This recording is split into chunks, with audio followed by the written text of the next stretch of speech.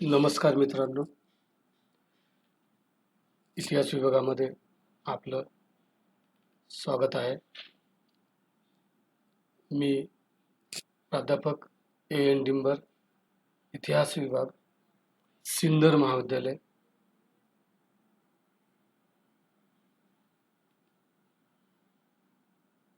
आता आपण मागच्या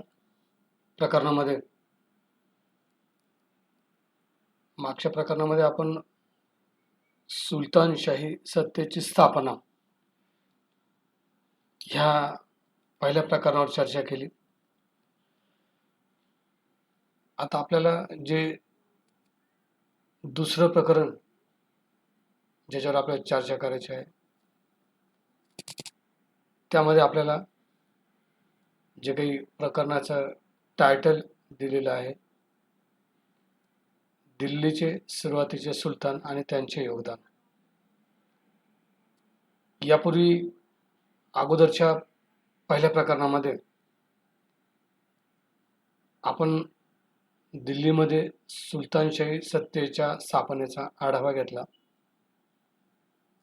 त्यामध्ये आपण मोहम्मद घोरीचं आक्रमण बघितलं. मोहम्मद घोरीने या ठिकाणी आक्रमण केल्यानंतर या ठिकाणी त्याने आपला राज्याविस्तार केला, राज्याची स्थापना केली आणि तो या ठिकाणी न थांबता तो पुन्हा त्याच्या देशामध्ये निघून गेला. परंतु जाताना त्याने या ठिकाणी स्थापन केलेली सर्व सत्ता ही कुतुबुद्दीन ऐबकाकडे सोपवली. आपला प्रतिनिधी म्हणून त्याच्याकडे या सत्तेची जबाबदारी दिली आणि तो त्याच्या देशामध्ये निघून गेला.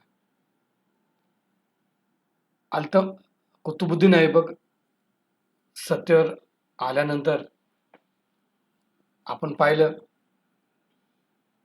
की कुतुबुद्दीन ऐबक गुलाम होता. म्हणजे दिल्लीच्या सत्तेमध्ये सुलतानशाहीचा आपण या ठिकाणी विचार करतो. या ठिकाणी गुलाम घराण्याची सत्ता स्थापन झाली. आपण पाहिलं कुतुबुद्दीन ऐबक गुलाम होता.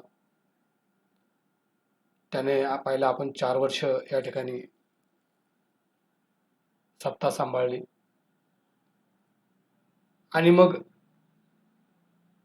त्याच्यासमोर आलेल्या अडचणी, त्या अडचणींचं त्याने कसं निवारण केलं, त्याचा मृत्यू कसा झाला, इथपर्यंत आपण अगोदरच्या प्रकरणामध्ये चर्चा केली. आता त्या पुढे आपल्याला जायचंय. पुढचं जे प्रकरण आहे, जसं आपल्यासमोर टायटल आहे, दिल्लीचे सुरुवातीचे सुलतान आणि त्यांचे योगदान. तर आपल्याला या प्रकरणाची सुरुवात अल्तमश पासून करायची आहे. तर अल्तमशची कारकीर्द आपल्याला थोडक्यात या ठिकाणी बघायची आहे. त्याच्या कारकिर्दीचा एक थोडक्यात आढावा आपल्याला घ्यायचा आहे. त्यानंतर मग आपल्याला रजिया आणि बलबन या 2 भागांकडे जायचे, किंवा रजियाचे कारकीर्द किंवा बलबनची कारकीर्द आपल्याला पुढच्या भागामध्ये पाहिजे. तर आपल्याला सुरुवातीला अल्तमश पासून चर्चा करावी लागेल. अल्तमशच्या कारकिर्दीचा आढावा घेत असताना आपल्याला त्याचा पूर्व इतिहास पाहणं गरजेचं ठरतं. तर अल्तमशचा जन्म मध्य आशियातील इल्बरी टोळ्यांमध्ये झाला होता. आपल्या वडिलांचा अतिशय आवडता असल्यामुळे द्वेष भावनेने त्याच्या इतर भावांनी त्याला गुपचूप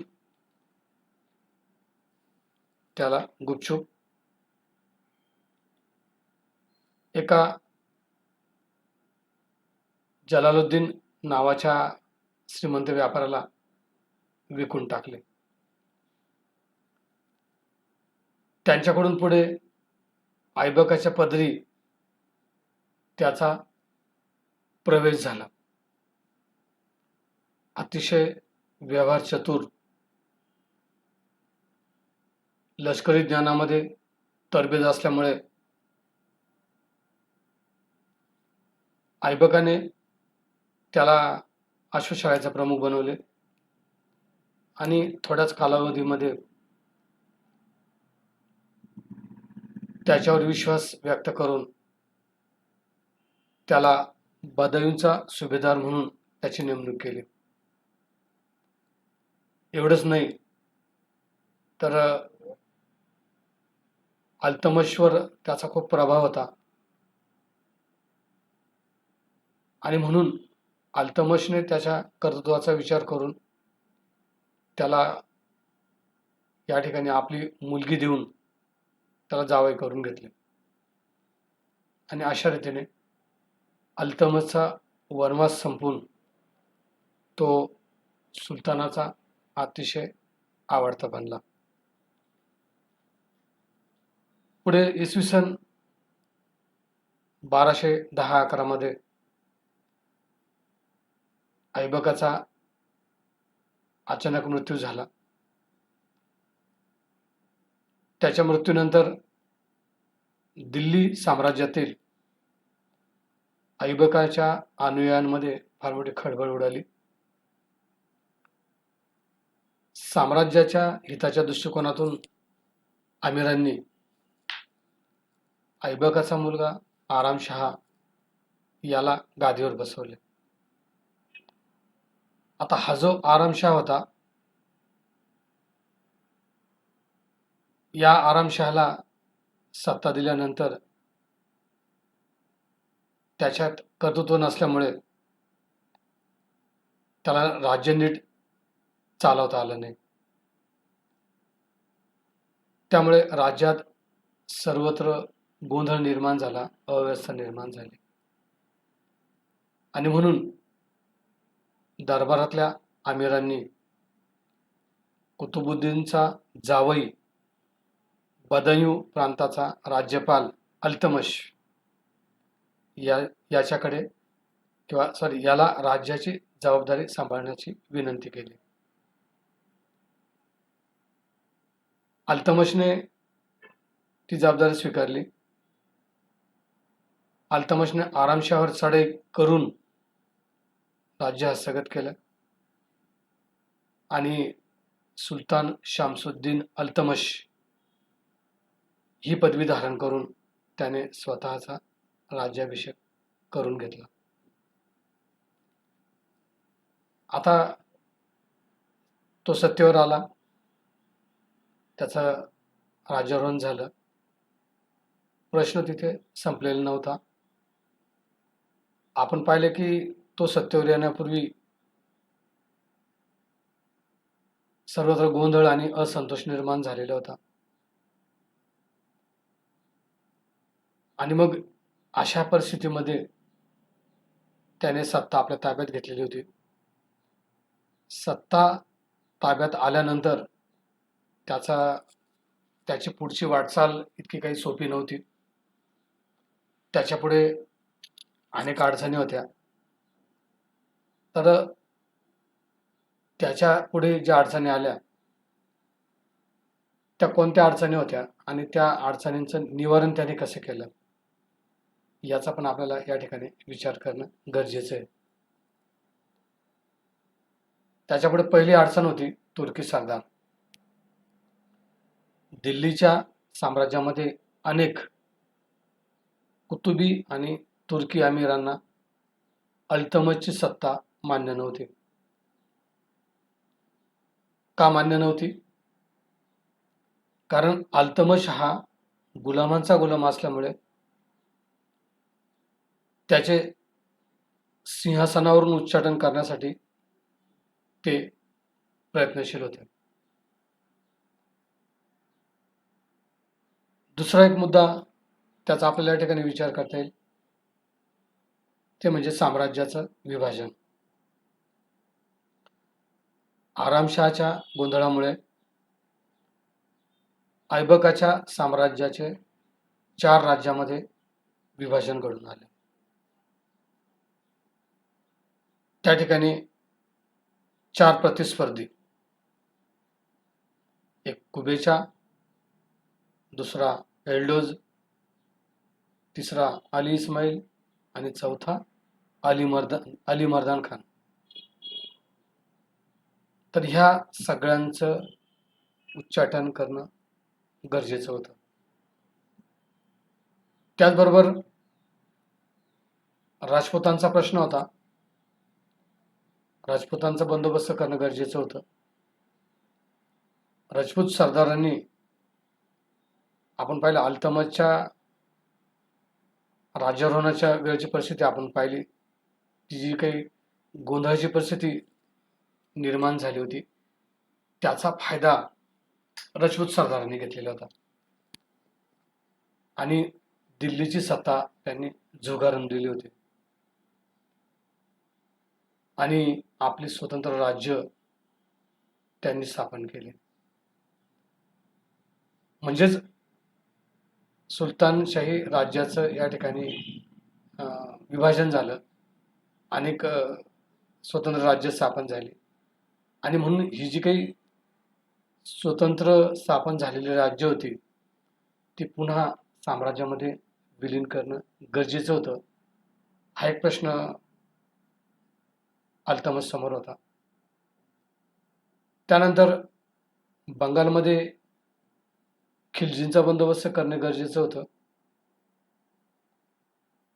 कारण याच कालखंडामध्ये बंगालमध्ये खिलजी घराणं त्या भागाची सत्ता सांभाळत होतं आणि या खिलजी घराण्याची महत्वाकांक्षा वाढत चाललेली होती आणि ह्या वाढत्या महत्वाकांक्षेचा बंदोबस्त करणं गरजेचं होतं.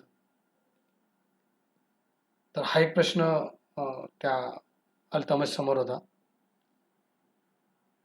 सैन्यामध्ये जी काही अव्यवस्था निर्माण झाली, तर सैन्याचा पण एक प्रश्न त्याच्यासमोर होता. अल्तमश ज्या वेळेला सत्तेवर आला त्यावेळी दिल्लीच्या सैन्याचे 2 भाग पडले होते. सीमेचं संरक्षण करण्यासाठी म्हणून एक भाग लाहोरला मुक्काम करून होता, तर दुसरा भाग हा दिल्लीमध्ये होता. अल्तमशला सैन्यामध्ये स्वतःबाबत आत्मीयता निर्माण करायची होती.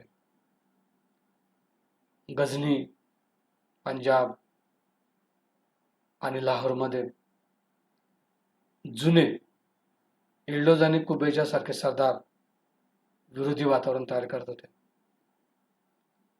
त्यामुळे चारही बाजूंनी अल्तमशवर संकटे चालून आली होती आणि या सर्व अडचणींमधून अत्यंत चातुर्याने त्याने आपला मार्ग यशस्वी केला होता.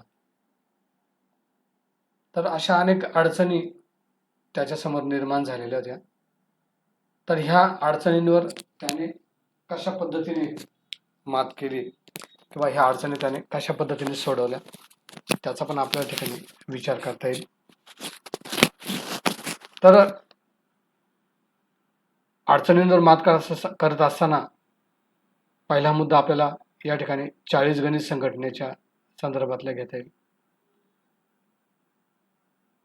अल्तमशने आपली सत्ता स्थिर करण्यासाठी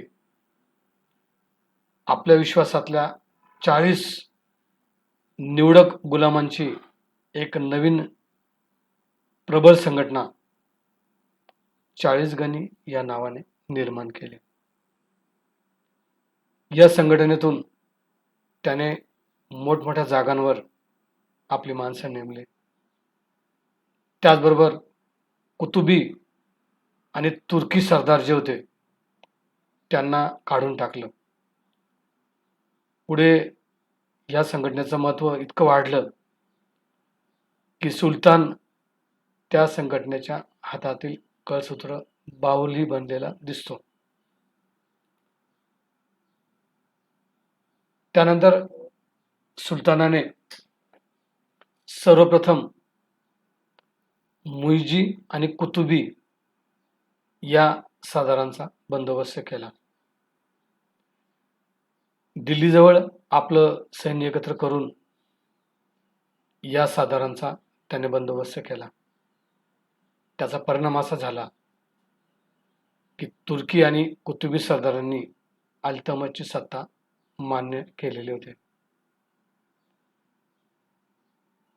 दिल्लीमध्ये शांतता प्रस्थापित केल्यानंतर एल्डोजने नसरुद्दीन कुबेच्या याच्या ताब्यामध्ये असलेला पंजाबमधील बहुतेक प्रदेश जिंकून घेतले. अल्तमशने मोठ्या सैन्यासह एल्डोजवर आक्रमण केले आणि तराईच्या लढाईमध्ये एल्डोजचा पराभव केला.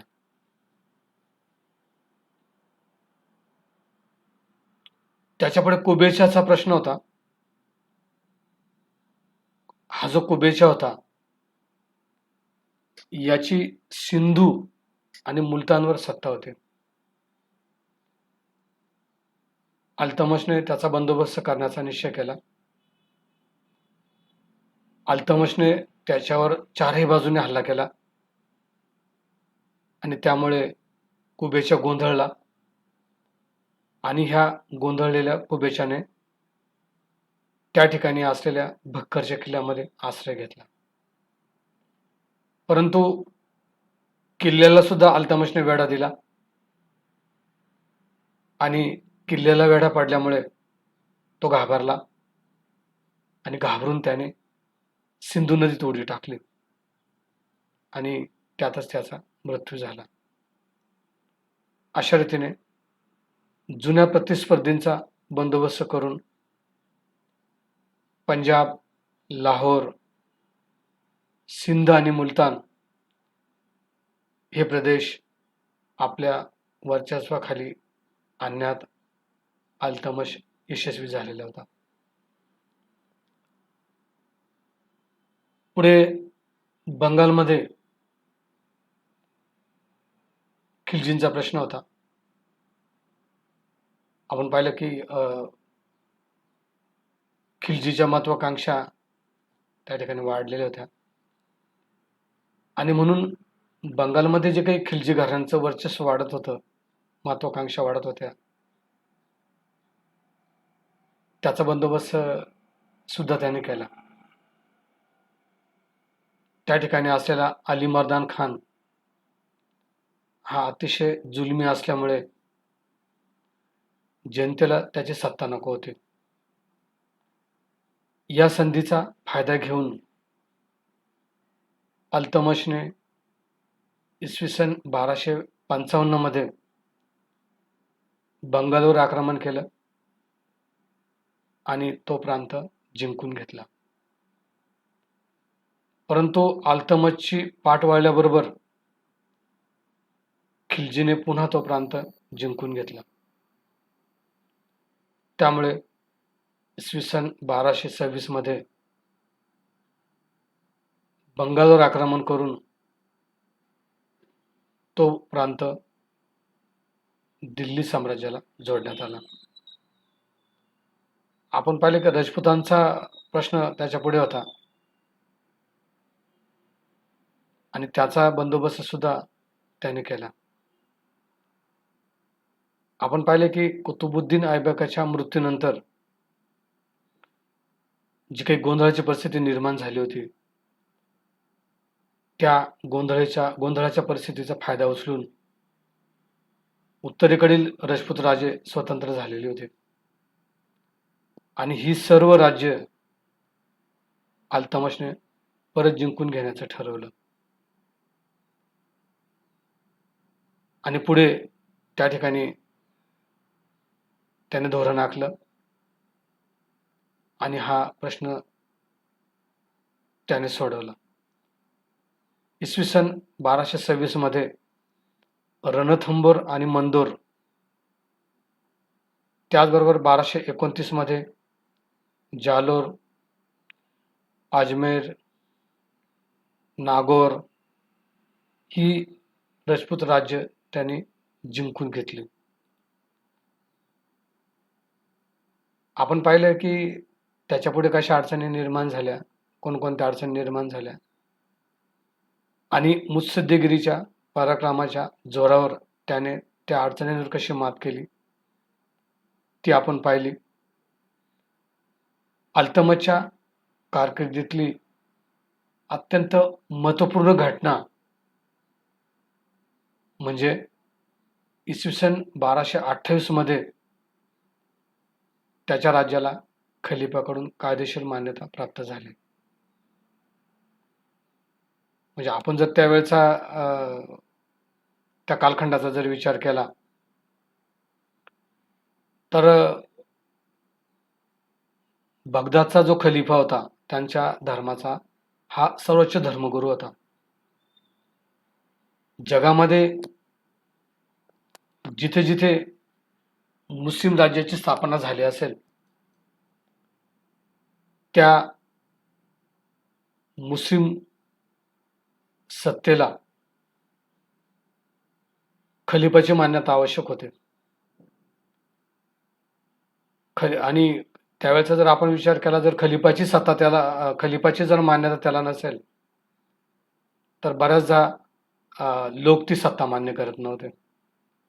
राजाचे आदेश त्या ठिकाणी मान्य करत नव्हते, राजाची सत्ता त्या ठिकाणी मान्य करत नव्हते, राजाच्या हुकुमांकडे ते दुर्लक्ष करत असायचे. आणि म्हणून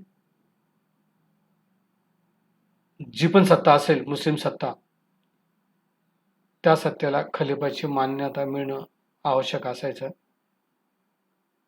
आणि अल्तमशच्या जीवनातली ही अतिशय महत्त्वाची घटना आहे की त्याच्या राज्याला खलिफाकडून कायदेशीर मान्यता प्राप्त झाली. इस्लामी सत्तेचा सर्वश्रेष्ठ अधिकारी बगदादचा खलिफा याने अल्तमशला नासिर उल मुमिना ही पदवी दिली. त्याचबरोबर राजसत्तासूचक सन्मानाची वस्त्र दिली आणि त्याचा गौरव केला. राजकीय आणि धार्मिक दृष्टिकोनातून ही अत्यंत महत्त्वाची बाब मानली जाते. का मानली जाते? कारण धर्माच्या बाबतीत विरोध करणाऱ्यांना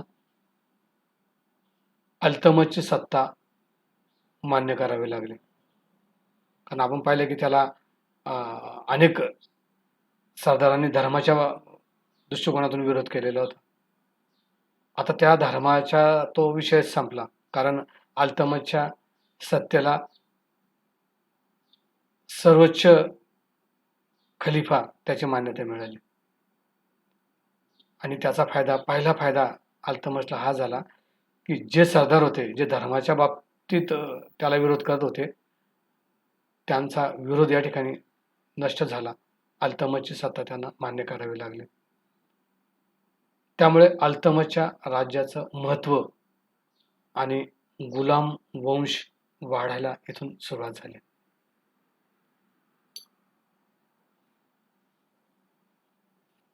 आता आपण त्याच्या कारकिर्दीचा आढावा घेतला. त्याच्यामध्ये त्याच्यासमोर आलेल्या अडचणी, त्या अडचणींचं त्याने कसं निवारण केलं, बगदादच्या सर्वोच्च धर्मगुरूने त्याच्या सत्तेला कशी मान्यता दिली त्याचा आपण या ठिकाणी विचार केला. थोडक्यात आपल्याला त्याच्या कारकिर्दीचं मूल्यमापन करणं गरजेचं आहे. तर अल्तमश हा गुलाम वंशातील सर्वश्रेष्ठ सुलतान मानला जातो. मोहम्मद घोरी आणि कुतुबुद्दीन ऐबकाने भारतामध्ये तुर्की साम्राज्य स्थापन केले. त्या तुर्की साम्राज्याला अल्तमशने स्थिरता प्राप्त करून दिलेली होती. अल्तमश जवळ असामान्य कर्तबगारी जर नसती तर दिल्लीचं साम्राज्य केव्हाच नष्ट झालं असतं. कोणाचाही पाठिंबा नसताना त्याने स्वतःच्या कर्तबगारीने अनेक संकटातून मार्ग काढला. अल्तमशची महत्त्वाची कामगिरी म्हणजे मोठ्या धैर्याने संकटांना तोंड देऊन तुर्की साम्राज्याचा त्याने नाश होऊ दिला नाही. त्या साम्राज्याला त्याने सर्वश्रेष्ठ मुस्लिम खलिफाची मान्यता मिळवून घेतली आणि आपल्या वंशाचे सातत्य टिकावे म्हणून वंश परंपरागत वारसा देखील निश्चित केला. ही त्याची फार मोठी योग्यता समजली जाते. अल्तमश हा शूर योद्धा, श्रेष्ठ सेनापती, उत्तम प्रशासक आणि मुत्सद्दी होता. त्याचे 40 गुलामांचे संघटन, त्याने प्रचलित केलेली नाणी, त्याची न्यायप्रियता, त्याने कुबेचा, एल्डोज, खिल्जी या प्रबळ शत्रूंचा केलेला पराभव,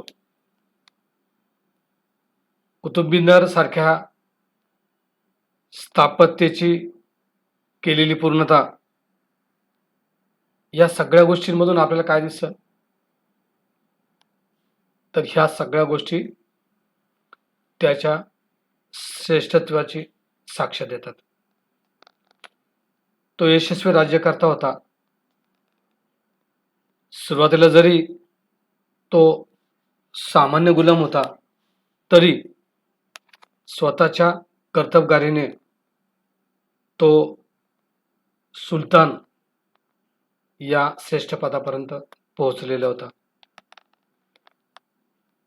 कुतुबुद्दीनचे राहिलेले कार्य त्याने पूर्ण केले आणि उत्तर हिंदुस्थानामध्ये मुसलमानांचे साम्राज्य त्याने स्थापन केले.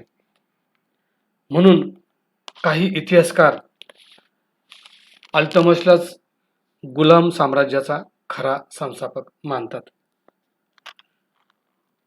हिंदूंच्या बाबतीमध्ये त्याचे धोरण जर आपण पाहिले तर हिंदूंच्या बाबतीमध्ये त्याचे धोरण अतिशय कट्टर होते. कारण तो कट्टर सुन्नीपंथी होता. भिल्सा आणि उज्जैन या ठिकाणी असलेली प्रसिद्ध मंदिरं त्याने नष्ट केली होती. हा जर त्याचा दुर्गुण सोडला तर त्याच्यासारखा गुणवान, दयाळू, शांत आणि लोकांवर श्रद्धा ठेवणारा सुलतान दिल्लीच्या सिंहासनावर दुसरा कोणी नव्हता.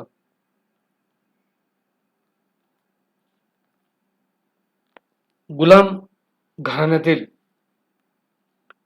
सर्वश्रेष्ठ सुलतान म्हणून त्याचा आपल्याला उल्लेख करावा लागतो. आपली मुलं राज्यकारभार करायला लायक नाहीत असं ज्यावेळेला त्याच्या लक्षात आलं, त्यावेळेला त्याने आपली मुलगी किंवा आपल्या मुलीला आपला वारस म्हणून त्याने घोषित केलं. आणि ही जी घटना होती, ही घटना इस्लाम जगतातली त्या काळातली एक आश्चर्यकारक घटना होती. कुतुबुद्दीन ऐबक आणि अल्तमश यांच्या कामगिरीचा जर विचार केला, दोघांमधला फरक आपण लक्षात घेतला पाहिजे. ऐबकापेक्षा अल्तमश एकाकी होता. ऐबकाला मोहम्मद घोरीची मदत मिळत होती, तशी अल्तमशला कुठेच मिळालेली आपल्याला दिसत नाही. त्याला एकट्याच्या बळावर स्वतःच मार्ग काढावा लागला. शिवाय अल्तमशची कायदेशीर बाजू अल्तमशची कायदेशीर बाजू दुर्बळ होती.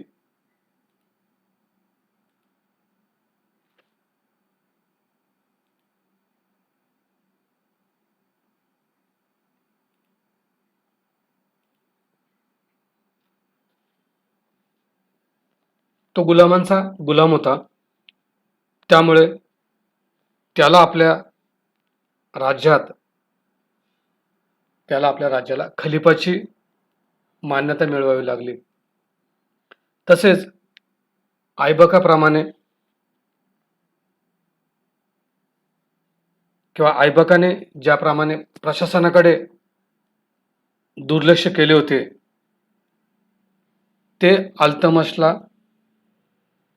राज्य स्थिर करण्याच्या दृष्टीने प्रशासनाकडे लक्ष पुरवावे लागले.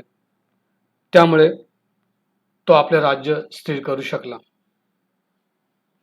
शिवाय ऐबकाच्या राज्याला राजकीय, सामाजिक आणि नैतिक दर्जा मिळवून देण्याचं काम अल्तमशने केलेलं होतं. एकजिन्सी आणि संघटित राज्य स्थापन करण्याचे सर्व श्रेय आपल्याला अल्तमशलाच द्यावे लागते. धार्मिक बाबतीमध्ये जर आपण विचार केला तर धार्मिक बाबतीमध्ये दोघेही कडवे होते. हिंदूंचा छळ दोघांनीही केलेला होता. त्या बाबतीत दोघांची कामगिरी जर आपण पाहिली तर ती सारखीच आपल्याला दिसते. पण इतर कामगिरीचा जर आढावा घेतला तर शेवटी आपल्याला असं म्हणावं लागतं की कुतुबुद्दीन ऐबकपेक्षा अल्तमश हा सर्वच दृष्टीने श्रेष्ठ होता. गुलाम वंशातील इसवी सन 1206 ते 1290 या काळामध्ये दिल्लीच्या गादीवर आलेल्या सुलतानाचे चरित्र व कामगिरी यांचा जर आपण तुलनात्मक अभ्यास केला तर आपल्याला एक गोष्ट लक्षात येईल की अल्तमश हाच सर्वश्रेष्ठ सुलतान म्हणून समजला जातो.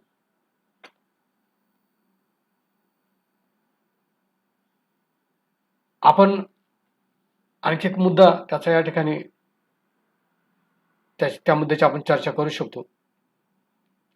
अल्तमशकडे दूरदृष्टी होती आणि म्हणून राज्याच्या आर्थिक व्यवहाराकडे सुद्धा त्याने लक्ष दिलेलं होतं. राज्याच्या आर्थिक व्यवहारामध्ये एकजन्सीपणा येण्यासाठी त्याने चांदीचे टंका नावाचे नाणे सुरू केले होते. त्यामुळे त्याच्या साम्राज्यामध्ये जो काही आर्थिक व्यवहारामध्ये गोंधळ निर्माण झालेला होता, तो गोंधळ त्यामुळे संपलेला होता. आणि म्हणून आपल्याला अल्तमशची कारकिर्दीचा आढावा घेत असताना एक लोककल्याणकारी सुलतान म्हणून त्याचा या ठिकाणी उल्लेख करता येईल. तर अशा रीतीने या ठिकाणी अल्तमश याच्या कामगिरीचा आपण आढावा घेतलेला आहे. आपण 3 भागामध्ये त्याचा आढावा घेतला. अल्तमश सत्तेवर कसा आला तो एक भाग, त्याच्यासमोर कोणकोणत्या अडचणी निर्माण झाल्या त्यावर एक आपण चर्चा केली. त्या अडचणीचं निवारण त्याने कसं केलं त्या भागावर आपण प्रकाश टाकला. आणि त्याच्या आयुष्यातल्या ज्या काही महत्त्वाच्या घटना, विशेषतः खलिफाचा मी या ठिकाणी उल्लेख केला. आणि एकूण त्याच्या संपूर्ण कारकिर्दीचा आढावा आपण शेवटच्या मुद्द्यामध्ये घेतला. एकूण त्याचं जे काही वाटचाल आहे, त्याचा एक धावता आढावा किंवा त्याच्या कामगिरीचं मूल्यमापन आपण शेवटच्या मुद्द्यामध्ये त्याचा विचार केला. तर मला वाटतं आपण आता इथं थांबायला काही हरकत नाही. आपल्याला अल्तमश हा चांगल्या पद्धतीने समजला असेल असं मी गृहीत धरतो. खरं म्हणजे अल्तमशची कारकीर्द लक्षात ठेवणं त्याचं फार सोपं आहे. मी आता 2 वेळा ते मुद्दे रिपीट केले. 3 भाग जर तुम्ही त्याच्या लक्षात ठेवले, तर थोडक्यात तुम्हाला त्याच्या संपूर्ण कारकिर्दीचं जे काही वर्णन आहे, ते लक्षात राहील. परीक्षेच्या दृष्टिकोनातून आपल्याला अल्तमशवर स्वतंत्र प्रश्न विचारला जाऊ शकतो आणि म्हणून आपल्याला अल्तमशच्या एका कारकिर्दीचा आढावा घेता आला पाहिजे. तर मला वाटतं एवढी चर्चा खूप होईल.